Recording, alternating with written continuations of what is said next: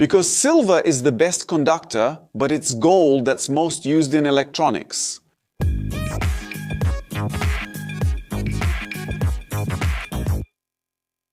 Hello, engineering enthusiasts! Today we'll unravel a mystery that intrigues many.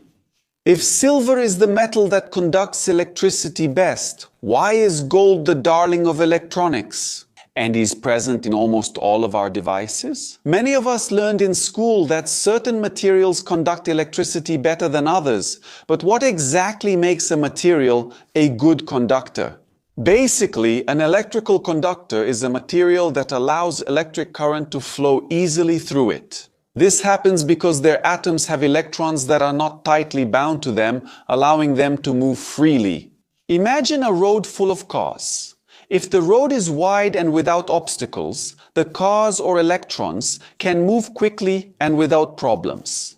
This width and lack of obstacles is what we call low electrical resistance. The lower the resistance, the better the conduction. And this is where Prata comes into play. It has an atomic structure that makes it the undisputed champion of electrical conductivity among all metals. Its valence electrons are very free, creating a sea of electrons that can move with minimal effort. If we measure the electrical conductivity of various materials, Prata will be at the top of the list, surpassing even copper and gold. This would theoretically make it the ideal choice for any application that requires high efficiency in current transport. But if Prata is so good, why don't we see it everywhere in electronics? Or rather, why don't we have Prata cables in our homes or Prata contacts in our cell phones?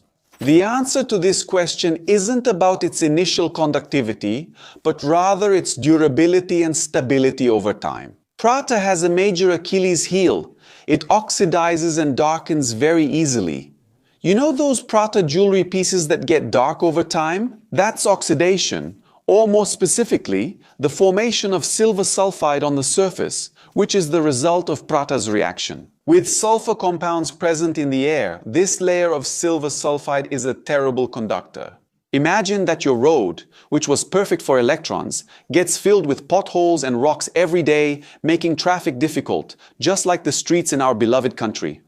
An electrical contact that starts out excellent with pure silver quickly degrades when this sulfide layer forms, increasing resistance and eventually failing to conduct. Besides the oxidation that forms the sulfide layer, silver is also more susceptible to electrolytic corrosion. In humid environments, under certain conditions of electric current and moisture, silver ions can migrate and form unwanted conductive bridges in electronic components, leading to short circuits. For modern electronics needing high reliability and miniaturization, this characteristic makes silver an unviable option for most critical contacts and connections, even with its excellent initial conductivity. But if silver has these challenges, what is so special about gold that makes it the chosen one for electronics? Although it is a bit less conductive and much more expensive, the great advantage of gold lies in a property called chemical inertia. Gold is a noble metal par excellence, which means it is extremely resistant to corrosion and oxidation. Unlike silver, gold does not react with oxygen in the air, with most acids, or with sulfur compounds. It simply remains shiny and conductive, practically unchanged for decades. Think of the electron road as being made of a material that never deteriorates. No matter the time or weather conditions, it remains smooth and perfect for electron traffic indefinitely. This resistance to corrosion is fundamental for the durability of electronic components.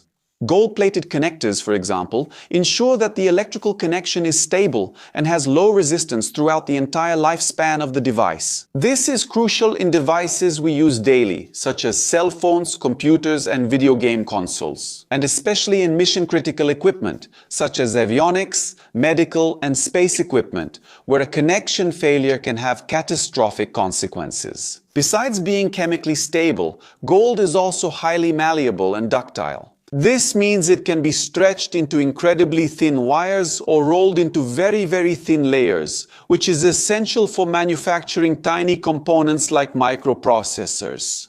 But wait, gold is a noble metal. Isn't it much more expensive than silver?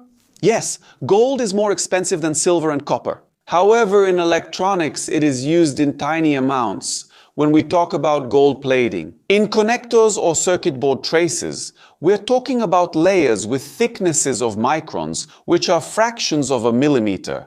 The amount of gold in a smartphone, for example, is just a few dozen milligrams. The total cost of the gold in these components, although not negligible, is justified by the unmatched reliability and performance it provides in high-tech applications. The small savings from using an inferior material would not make up for the risk of failures or the need for frequent replacements. The cost-benefit ratio, considering longevity and performance, leans heavily in favor of gold. But where does gold really shine? In electronics, you find it in practically every important connection. The pins of processors and RAM are gold-plated to ensure fast and flawless communication with the motherboard. The internal contacts of USB, HDMI, and other high-speed data cables also use gold to maintain signal integrity internally. In semiconductor chips, ultra-thin gold wires are used to make the connections between the silicon chip and the package pins, a technique known as wire bonding.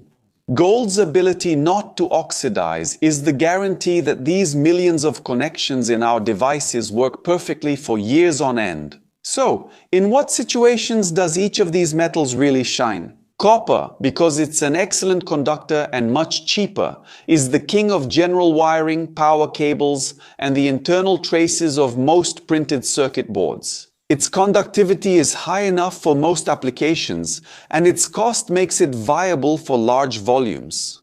Silver is used in very specific applications, where its superior conductivity is absolutely critical and where it can be effectively protected, like in some high-current switch contacts or in certain antennas, but always with care. Oxidation. Gold, on the other hand, is irreplaceable where reliability, low contact resistance, and corrosion resistance are key factors, ensuring that our devices work flawlessly for a long time. If you've made it this far and enjoyed the video, take a moment to subscribe if you haven't already, leave your like, and turn on the notification bell.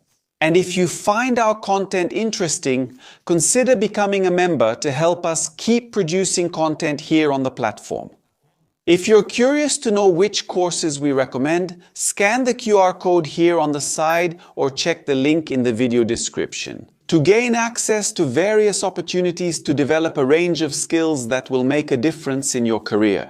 Had you ever stopped to think about this difference between metals in electronics? Do you see why this expensive metal is in your phone? Comment below with your thoughts on this explanation and if you already knew about it.